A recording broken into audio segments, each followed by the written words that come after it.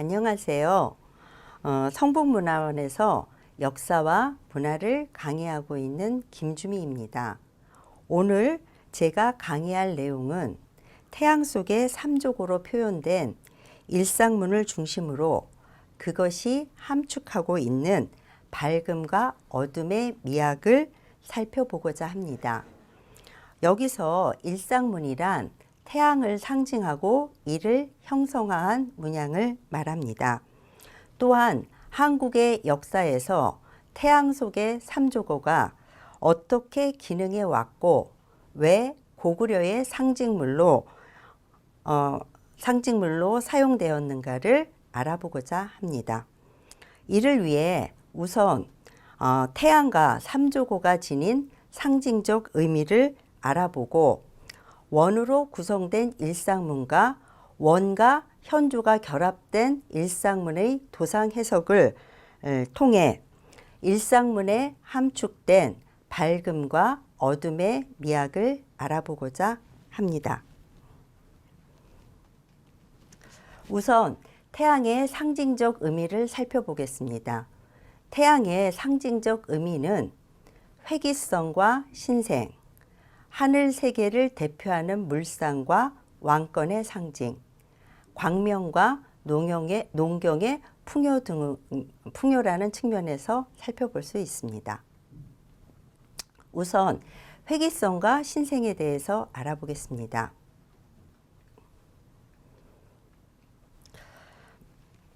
화면에서 보는 바와 같이 태양을 상징하고 이를 형상화한 일상문은 고구려 고분벽화와 고구려 고분에서 출토된 유물에서 살필 수 있습니다. 또한 고려시대의 탑비와 조선시대의 묘비에서도 살필 수 있습니다. 이처럼 태양을 상징화한 일상문이 죽은 자와 관련된 유적과 유물에 등장하는 것은 날마다 소생하는 태양과 같이 죽은 사람의 영혼이 사후세계에서도 신생하기를 바라는 마음을 함축하고 있습니다. 하늘 세계를 대표하는 태양은 오래전부터 우주의 지배신으로 그 절대성을 인정받았습니다. 더욱이 동양에서는 태양을 천하를 다스리는 상징으로 인식함으로써 일상문은 왕권의 상징물로도 사용되었습니다. 일상문이 왕권의 상징으로 사용된 예는 고려의 태조 왕건상에서 살펴볼 수 있습니다. 여기 보시는 바와 같이 이 보관에 이렇게 원판으로 된 8개의 원판이 장식이 되어 있는데 이 8개의 원판은 뭘 의미하냐면은 사방을 의미합니다. 아쉽게도 지금 현재는 2개는 소실이 되고 6개만 남아 있는데 그거를 세부적으로 살펴보면은 요 아래에는 태양을, 그 위에는 달을 표해서 일월상을 표현하고 있습니다. 태양과 태양과 달을 왕권 또는 왕조의 입장에서 본다 그러면 태양과 달은 지는 법이 없기 때문에 왕권의 상징물에 태양과 달을 상징적으로 표현한 것은 왕조가 해와 달처럼 무궁하기를 바라는 마음을 함축하고 있습니다. 또한 백성의 입장에서는 태양과 달은 어떤 특별한 사람한테만 비추는 게 아니라 모든 사람들한테 골고루 비추는 것이기 때문에 왕의 은택이 모든 사람들한테 널리 퍼지기를 바라는 그런 마음을 함축하고 있다고 얘기할 수 있습니다. 그 다음에 왕권의 상징물로 사용된 또 다른 예는 조선시대의 궁궐에 가서 보시면 왕이 앉는 의자 뒤에 1월 5학도라는 병풍이 쳐져 있습니다. 여기 1월 5학도라는 것은 5개의 봉우리와 해와 달을 그린 그림이라는 뜻에서 1월 5학도라고 부르고 있는데 여기에도 해와 달이 표현되고 있습니다. 해와 달이 왕권의 상징물에 표현되고 있는 것은 아까 태조 왕건상에서 말한 것과 같이 왕조의 입장에서 백성의 입장에서 각각 그것이 상징하는 바는 다를 수 있지만 이렇게 해와 달이 왕권의 상징물로 사용된 그 예를 보여주는 좋은 자료라고 볼 수 있습니다. 다음은 태양을 광명과 농경의 풍요라는 측면에서 살펴보겠습니다. 농경이 시작된 이후 태양은 곡식을 생장시키는 필수 불가결한 요소로서 그 중요성이 인식되었고 그 결과 종교적인 신앙의 대상이 되었습니다. 광명과 풍요의 상징인 태양은 원 또는 동심원으로 그려지며 빛이 사방으로 퍼져나가는 모습으로 표현됩니다. 여기 그 울주군 천전리 암각화에 보면은 태양이 동시범과 같은 모습으로 표현되고 있고요. 그 다음에 양전리, 고령군 양전리 암각화 보면 태양을 사람과 같은 얼굴 모양으로 표현하고 이렇게 빛이 사방으로 퍼져나가는 모습으로 표현되고 있습니다. 다음은 삼조고의 상징적 의미에 대해서 알아보도록 하겠습니다. 삼조고의 상징적 의미 역시 세 가지로 나누어 볼 수 있습니다. 첫째, 영혼의 운반자와 그 다음에 불사의 상징. 둘째, 하늘의 뜻인 천명을 전달하는 천명의 전달자와 또 천자, 지배자, 절대 권력자를 상징하고 셋째, 공령의 전달자와 풍요의 상징으로도 등장하고 있습니다. 그러면 그 삼조고라든지 현조 뭐 이런 표현들이 앞으로 이렇게 강의하다 보면은 여러 번 나올 텐데 그거의 개념에 대해서 잘 모르시는 분들이 있을 것 같아서 그 부분을 간단하게 설명하도록 하겠습니다. 삼조고에 할 때 오자는 까마귀라는 뜻을 지니고 있습니다. 그런데 이 오자는 까마귀라는 뜻 외에 검다라는 뜻을 지니고 있습니다. 사실은 이 까마귀라는 말이 까마고라는 말에서 비롯됐는데 까마고라는 것은 까만 검은새라는 의미, 검은새를 함축하고 있고 그 다음에 이 오자가 검다라는 의미를 함축하고 있는 것은 또 뭐를 통해서도 알 수 있냐면 우리 검은도를 오석이라고 하죠. 그때 오석도 이 까마귀 오자를 쓰고 그 다음에 그 검은 닭을 오골개라고 하잖아요. 그것도 이 까마귀 오자를 쓰고 있습니다. 다음은 이제 현조를 얘기를 할 텐데 이 현조에서 역시 현은 검답니다. 왜 지금 까마귀 오자, 오자와 현조를 같은 의미로 보고자 하냐면 둘 다 무슨 뜻을 갖고 있어요?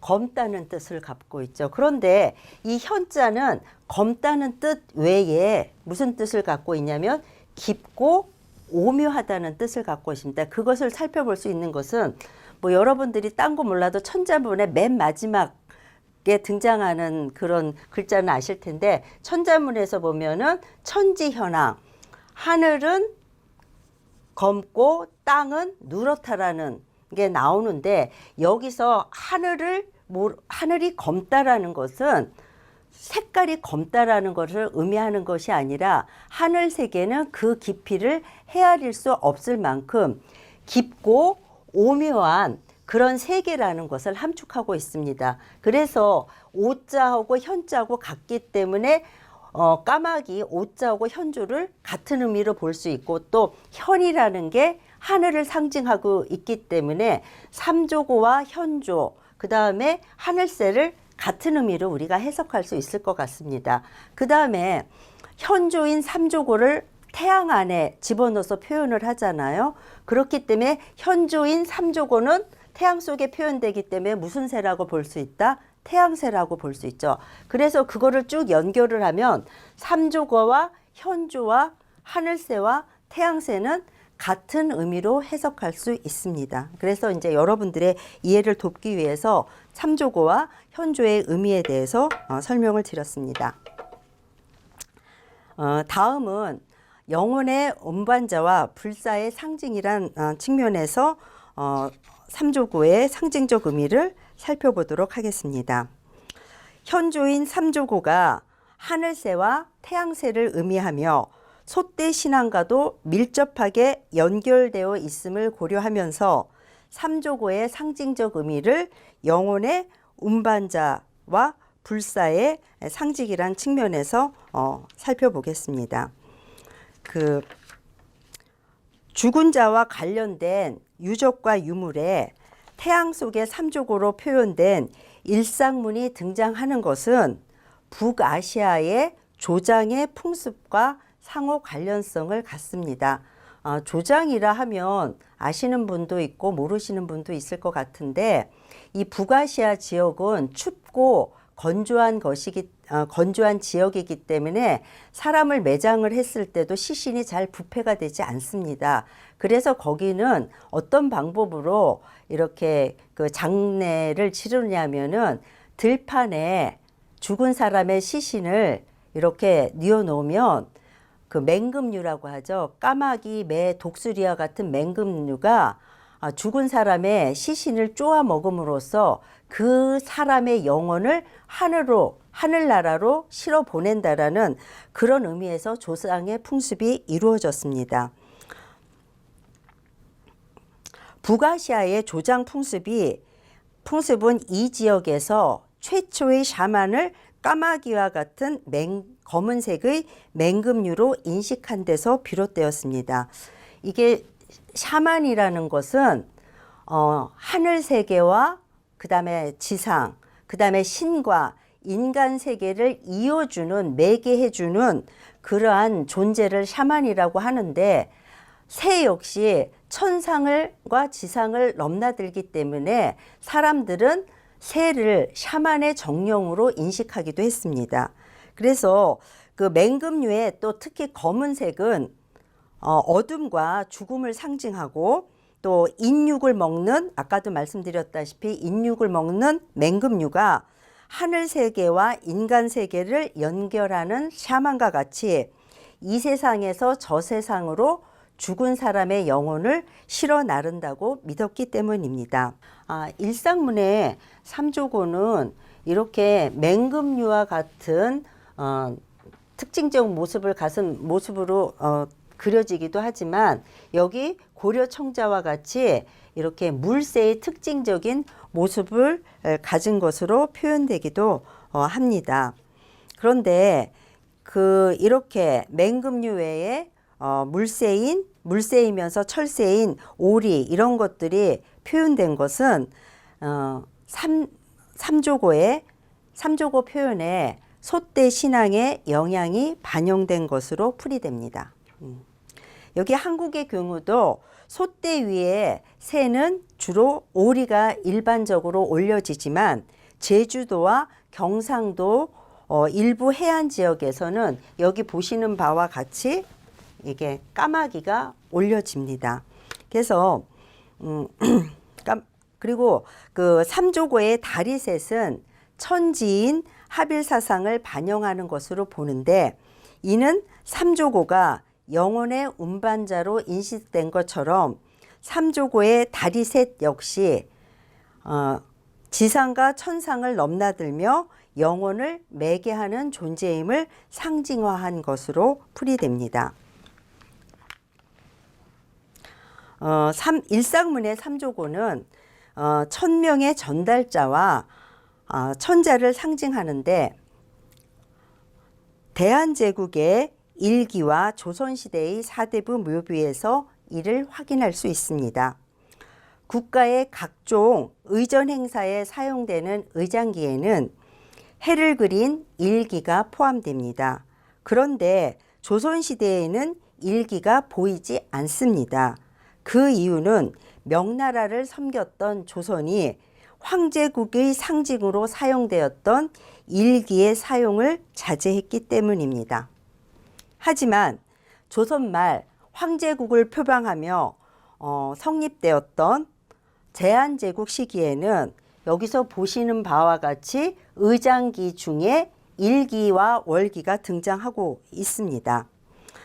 이는 대한민국의 건설을 통해 실추된 왕권의 위험을 높이고 조선이 청이나 일본과 같이 대등한 천자국 황제국이었음을 나타내고자 하는 의도에서 비롯된 것입니다.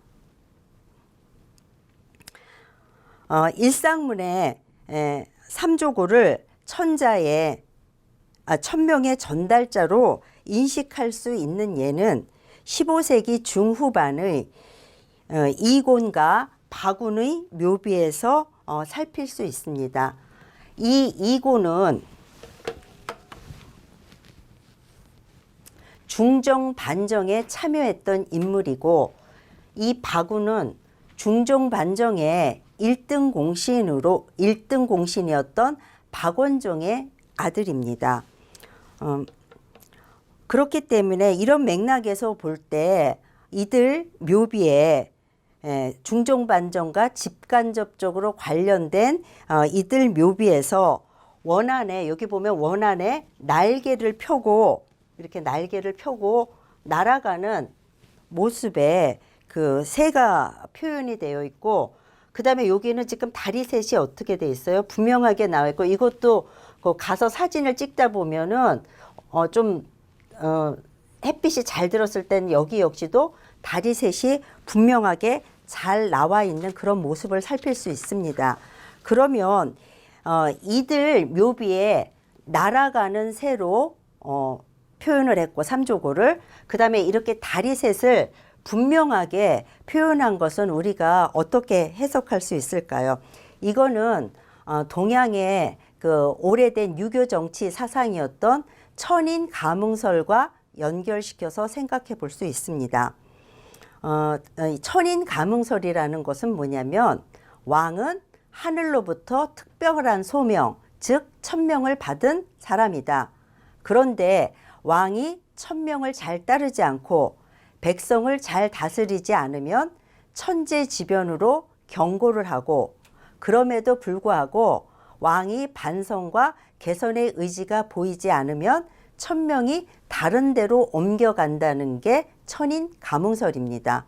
이거는 특히 유교 정치 사회에서 신하들의 신권이 왕권을 제어하기 위한 수단으로서 많이 사용되었습니다. 그런데 이 중종 반정에 직간접적으로 참여한 그런 인물들의 그 묘비 문양에 날아가는 새로 표현된 삼조고가 표현된 것은 결국은 그 삼조고가 천명의 전달자의 상징적 의미를 가지고 있다고 봤을 때, 왕권이 연산군에서 중종으로 이양되었음을 상징적으로 보여주는 것이고, 다리셋을 분명하게 표현했다는 것은 이게 반정에 의해서 왕에 오른 중종이 인위적으로 사람에 의해서 올려진 임금이 아니라 하늘의 뜻에 의해서 올려진 임금이라는 것을 그런 상징성을 내포하고 있다고 볼 수 있습니다. 앞에서 말한 바와 같이 일상문에 그려지는 태양새 내지 하늘새를 상징하는 삼조고와 같은 현조의 범위에는 검은색의 맹금류와 흰색의 물새가 포함됩니다.